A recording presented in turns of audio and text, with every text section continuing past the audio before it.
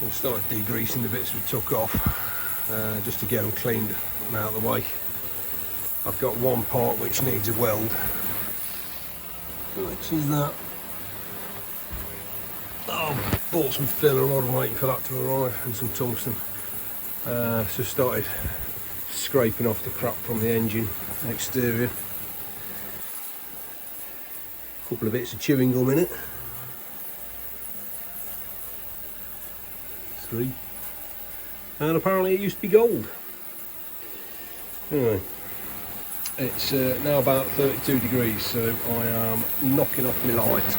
I'm going in for an hour. Leave the chip pan boiling away and see how we get on.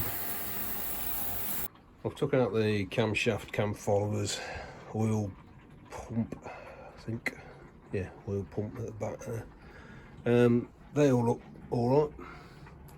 No scores, no chipping, no dint. I'll clean them up and have a better look. I've then inverted the engine and it's still got coolant in it. Anyway, so we've got a bit of a mess to clean up.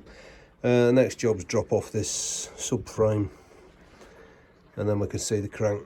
I'm just trying to clean up a bit of the crap that's on it. My chip pan only does about a third of a piece at a go. Just not, it really wanted like twice the size, but that was 130 quid and I can't afford a bigger one. So we're getting some interesting sort of coloration stripes on the rotations. But it's getting better, it's cleaning them up. It's about 34 degrees out now, hottest day of the year on record. I just knocked it off its seat.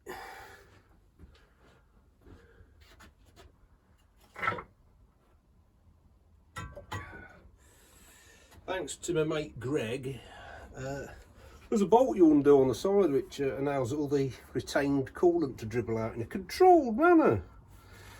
Yeah, missed that bit.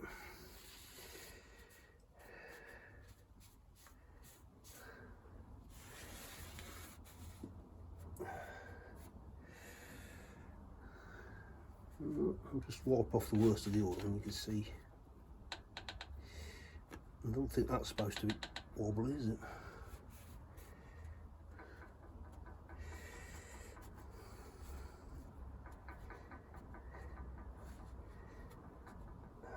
Right, so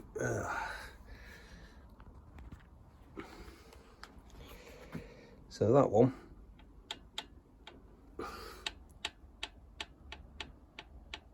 that looks to be the actual piston moving in.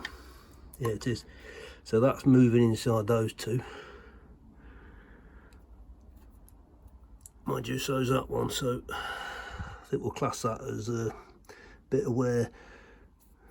And look at that, it's even numbered. That'll save me dot punching.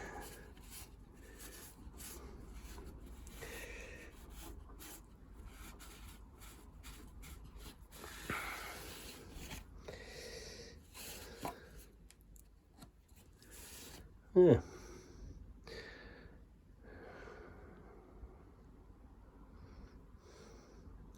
So I think the next job is take out the crank bearings. I could do with a bit of space because filled it back up again. So I'm going to leave that as it is and make some space and tidy up. Well, that's the what do you call it, subframe that holds the sump, degreased and gone through the first couple of cleaning cycles.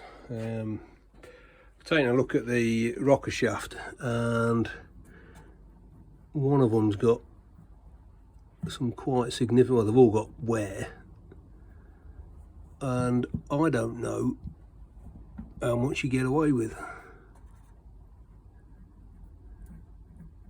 I mean, that one, come on, there. Might have a look, see how much they are. The one with the chewed up end is that one, so I'll probably replace that anyway. And from what I can see, the only thing that those little bits of metal fragments could have been were the caps that sit on top of the push rods, which my friend Craig said they thought there might be. Worth having a look at that. I'll try and put a link in the bottom of the next video. Is Craig's channel, CSM Engineering, or it's Craig Martin anyway. He's working on series 3 at the moment. It's his profession, so it's a bit more upmarket than mine. But he's a smashing lad. He's came over with his wife and youngest child and stayed in the cottage for a weekend not long after Christmas. Right, well, we're filling up the parts, so we must be making progress. I'm not looking forward to cleaning that block though. Gonna need a bigger tray and a lot more solvent, I think. Well, I've got pistons out. I took the crank lower shells out, so I'm just gonna lift the crankshaft out and then I'll show you what we've found. Bit of a grunt getting the fixings out. I don't know what the torque is on those, but it was definitely 2 white knuckles and a good grunt.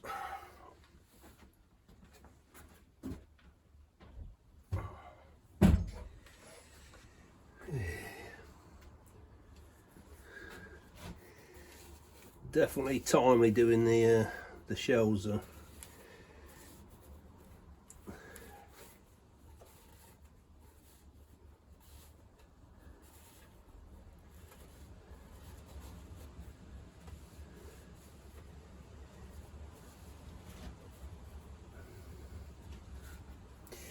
Right, clean my hands off because they're a bit grubby.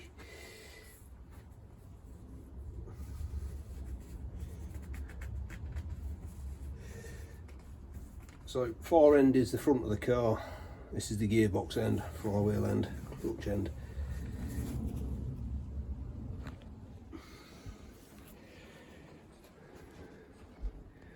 So you can see, I think the shells come out on the other. Yeah, the shells on the other part.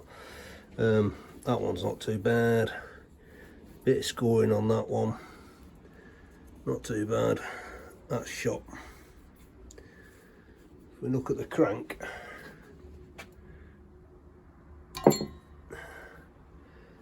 so that's shot. Yeah, I'm working our way down. Upper parts, so same orientation, front of the car, rear of the car, gearbox end. You can see how that wear has got worse towards the gear end, which is the bit and it's doing all the work, isn't it? And then on the pistons, these are the upper side, so that bit. So yeah, certainly worth. I mean, it carried on running for a while, but that's through the bearing surface back to the copper. So other than that, it's a good measuring up job now. I've got to measure each of these bearing faces, check them for a validity and taper against the specification. But I've got a lot of cleaning to do before I get to that stage.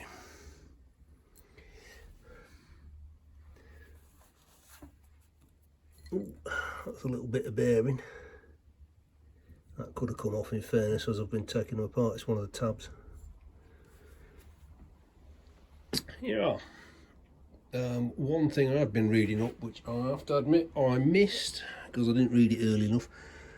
The angled gear, which is that, which fits onto that, kind of beds in over time. So you're supposed to mark it all up and make sure it goes back to mesh in exactly the same spot. I didn't. I've not checked in detail the camshaft, but it's got wear on it. I might decide, if I'm doing all the bearings, I might stick a new cam in it anyway. And in which case, if you replace that, you've got to replace the piece it makes to it. Depends on how much they are, I guess. So yeah, so that's pretty much. I've just got these oil squirters to come out, these, and then we can also measure cylinders for a validity and taper. So I'll have to get my big measuring stick out. Not sure what size ruler I'll need in there. What do you reckon? 3 inch and a bit? We'll see.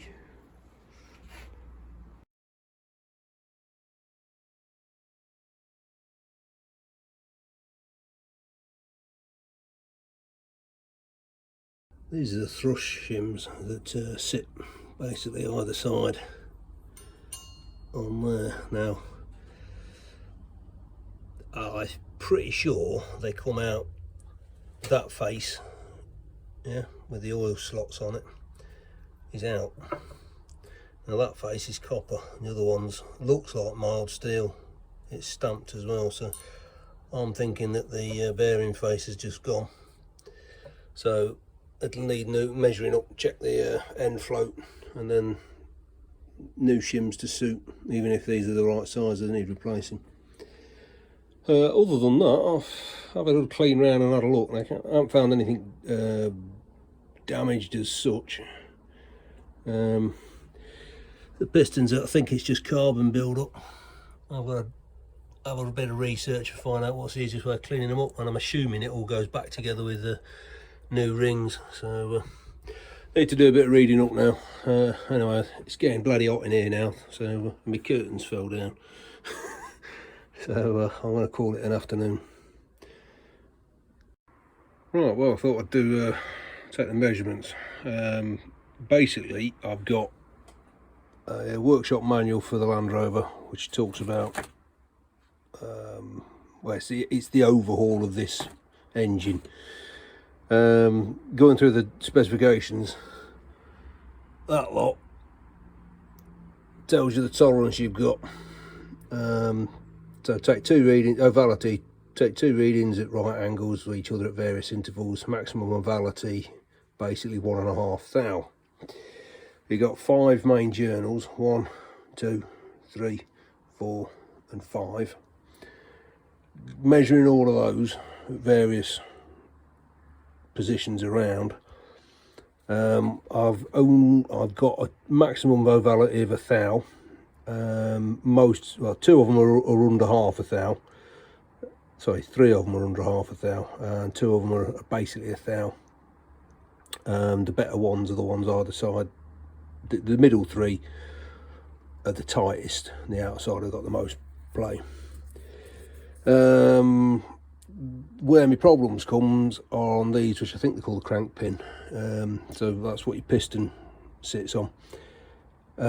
I've got next to no taper on any of the faces, so one end to the other, diameter is the same. But what I have got is more ovality on these. So much so, I'm allowed, according to tolerance, 1.5 thou of ovality, and the outside 2 are at 1.5 thou ovality. The inner ones are at 1 thou. So I could really do with an idea of what it will cost to get that reground, and then I could decide whether I want to stump up and do that. Because if I get it reground, everything comes back to tolerance minus 10 thou, and then you buy oversized shells to suit. It will run fine as it is, but that excess ovality will cause scalloping in the bearing. So I've just gone over and measured the diameter, basically off 3/4 of an inch down each size at the top and at the bottom, and then recorded it for each cylinder. And what we've got, well, I then measured off that telescoping gauge with a set of micrometer. Basically what we've got is on number 1 cylinder, which is the front, got 2 thou ovality, 2 thou taper, and that pretty much consistent all the way down. Maximum ovality tolerance is 5 thou, so we're well in that. Maximum taper is 10 thou, we're well inside that. Maximum overall wear is 7 thou, so we're well within inside that. So yeah, so the bores are good. There's no scoring, they're nicely glazed. A little bit of distortion at the top of this one, I don't know whether you can see that. It looks like a scoring, but it's actually, you can just feel a light ripple. So I've got to find the right tool for honing them out now.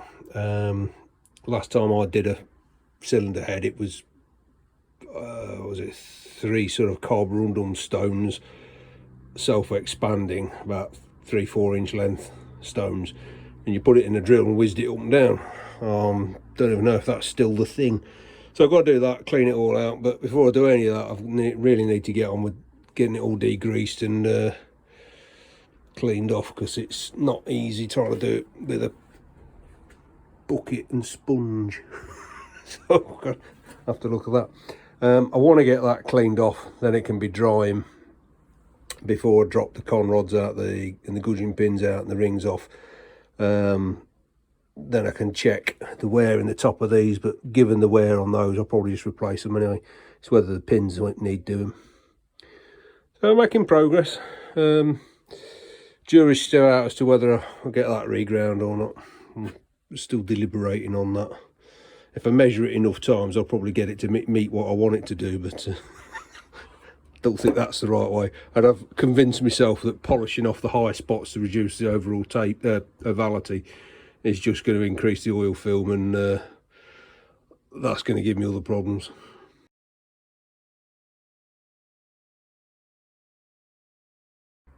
So just a note to make sure I reassemble it the way around.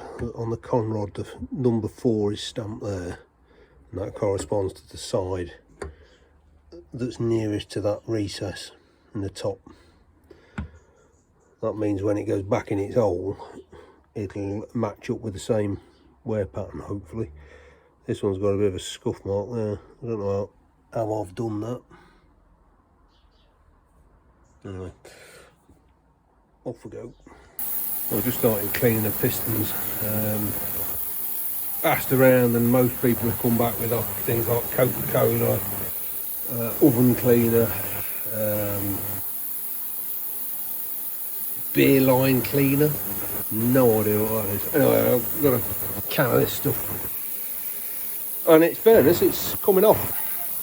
Nibbles your fingers a bit, but let's keep working.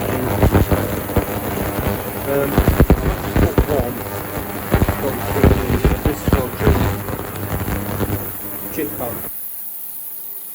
I cleaned it off with some white spirit to start off with, degreased it, and then stuck it in, wondering whether the sonic cleaner loosened the crap on the top, and it did a bit, but not much.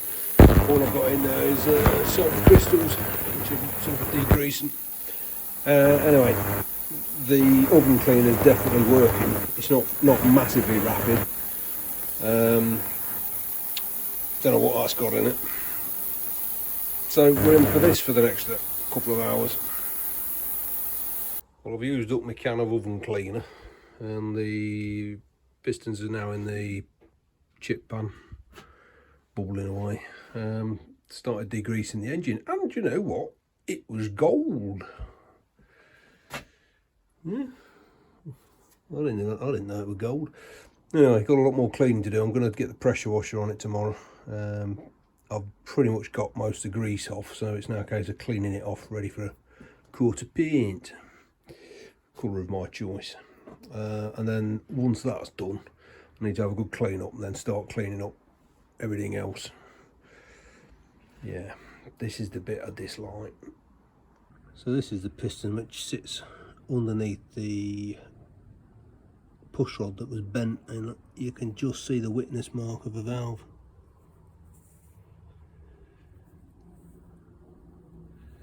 So I think that when when the head goes off, which is currently down there, I think they'll say that it's got a bent valve on it. Thankfully, we've cleaned the pistons. That was a bit of a mammoth task. Anyway, I've had enough tonight, so call it a day.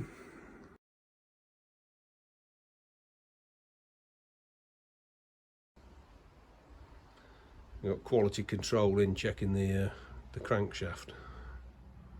Like that? That's it. And then just make sure you're over the diameter.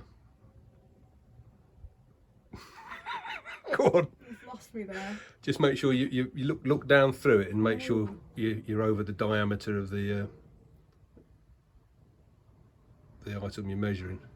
Because if you go past it, you'll get a smaller measurement and you won't be able to get the micrometer off.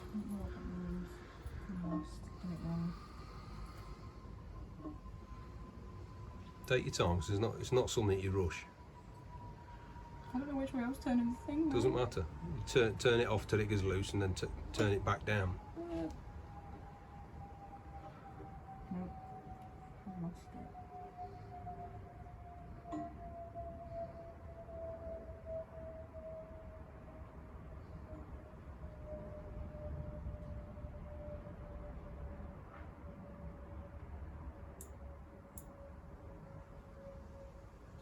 Absolutely no idea if I'm doing this right. Yeah, right. Well, so is it now snug on it with the ratchet? And that is Is it? this. Right. Yeah. No, So that's now snug down with the ratchet. Yeah. I think so. It looks like you're just off centre, because I can see. Pull it back towards you a little bit. No, come up, unwind it. That's the wrong way.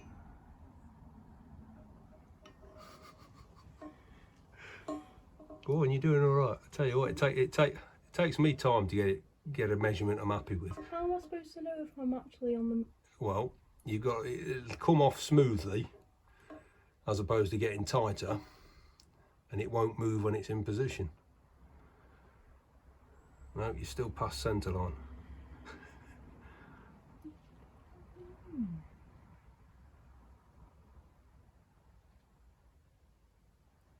How about that? Go on and take your measurement. No, Set your ratchet and That's then wrong. check your measurement. Thing is, you're going to do it half a dozen times, so don't worry about getting it wrong once. You've got to be able to take 3 measurements and get a consistent reading off each one.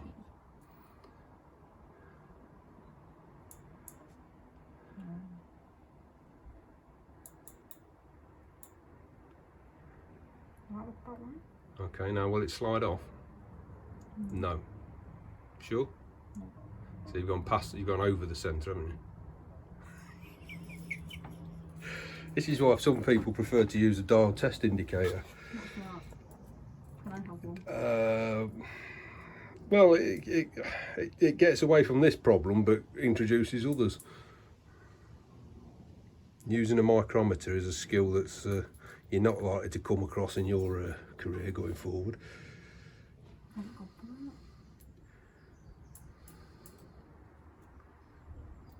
What about that? That's sliding off. All right, now take it off then and read your dimension. No, it should slide, not take a heave. Right, let me show you. It's all fingertip stuff.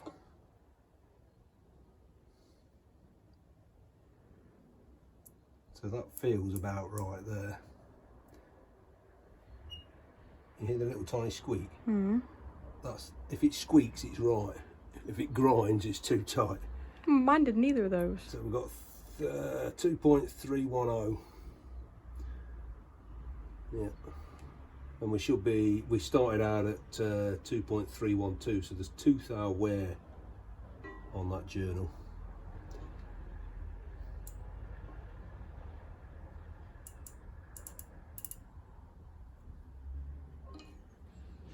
And that's the same reading. And given that we're checking ovality, I'll do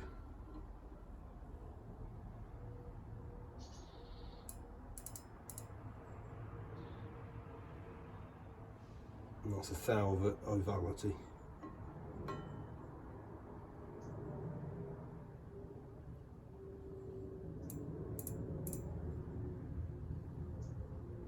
Yeah, so we've got 1/1000 of an inch variation in diameter, which means we've got 1/1000 of an inch ovality on it. So plus or minus half a thou, around that way. And I've got on the others when I measured them, the dimensions are all at or around that, with the exception of these 2 outer portions. They show 1.5 thou, which is on the absolute limit for ovality. So I've been quoted 150 quid to get this thing reground, which brings them all back into tolerance, albeit at a smaller diameter. So, does it matter how deep you go with the, what's it called, Telescopic gauge, yeah.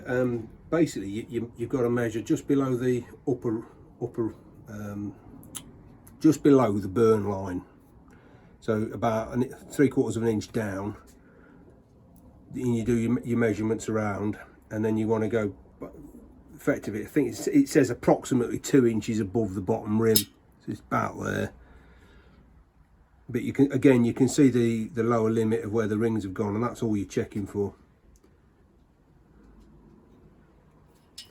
That would be a second measurement. So you do dimension, and then another one, same position down at the bottom. And if you start seeing any degree of sort of belling out or taper, you can take a few more dimensions just to make sure you hit the maximum. But I've only got 1,000, so it's, you know, down half. It's next to nothing. Oh.